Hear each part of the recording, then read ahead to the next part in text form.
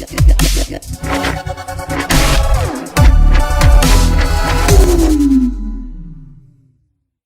going on, guys? It's Gsluke here on Gundacker's channel for our daily prize picks preview. This is going to be a new series here on the channel where I go over my top 3 prize picks props from early leans a little bit earlier on in the day. Obviously, with some of the line movement that you'll see on prize picks throughout the day, early on, when we're able to take advantage of some of these lines before they move, it can be a really positive expected value situation. So that's what we're going to go over here. 3 of those props that I've already added to a few of my cards and that I expect to be winners tonight.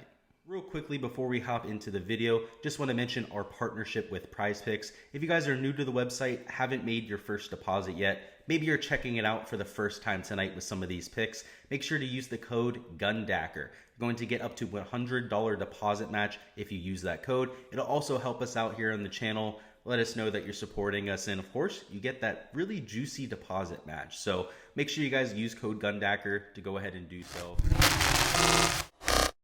All right, on the screen, you guys can see the prize picks board for today. And over here on the right, the 3 props I'll be highlighting early on in the day. First off, we have LeBron James over 28.5 real points.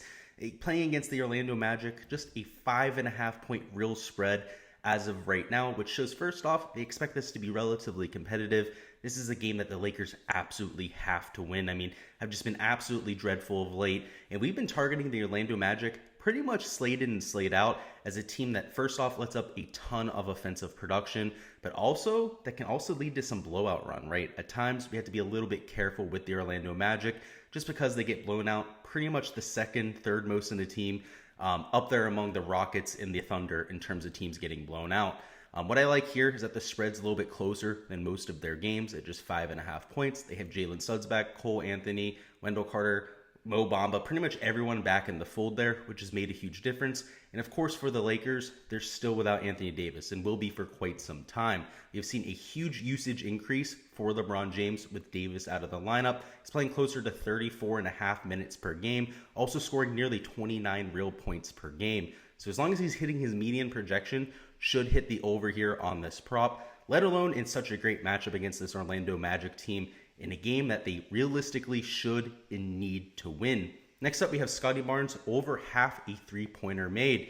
Realistically, don't understand why the line is set here at just half a 3-pointer made. For his career, if we go and take a look at his props, he's somebody who makes well above that. So if we take a look at just his last 5 games here, he's averaging 0.8 per game. But if you take an even larger sample size, he's averaging 0.89 3-pointers made per game. He's not a prolific chucker by any means, but at the same time, if he's going to go out there, take 2 to 3 of them, make at least 1 per average per game, is going to give us quite a bit of expected value there on the over. So I'm going to be taking that. The matchup against Washington isn't ideal. In the past, they had been one of the higher paced teams in the NBA. And even while they are still right around average in terms of their pace, their defensive efficiency has gone through the roof. They've gone much better on the defensive side of the ball. That's why we've seen them start to win games. They've looked a lot better here in 2022. So Scottie Barnes, even though it's not an ideal matchup, he doesn't need an ideal matchup to hit the over on half a 3-pointer made there. So much like some of those low rushing props for some of these quarterbacks in the playoffs, anytime we see somebody at half a 3-pointer made, especially somebody who's a scorer like a Scottie Barnes, I'm going to be all over it. And lastly, we have Kyrie Irving over 24.5 real points. Kevin Durant dealing with the MCL sprain, going to be sidelined for quite some time. So similar story to what we have with LeBron James, right? Kyrie Irving, he's back from the whole debacle with the whole vaccine and whatnot. And now that he's able to play these home games, he's going to be rested, right? Because he's not playing at all these away games. They're going to play him a lot. They're going to rely on him as a scorer, particularly with Kevin Durant out of the lineup. You've seen James Harden defer to more of a distributor, putting up tons of assists. So I actually did think about trying to take the assist prop for somebody like a James Harden, just to give you an idea where they have it. I believe it was at 12.5 earlier today. And let me go ahead and confirm that here for you guys. They have it at 10.5 right now. I would take the over on that. They had it at 12.5 earlier. I was debating taking the under.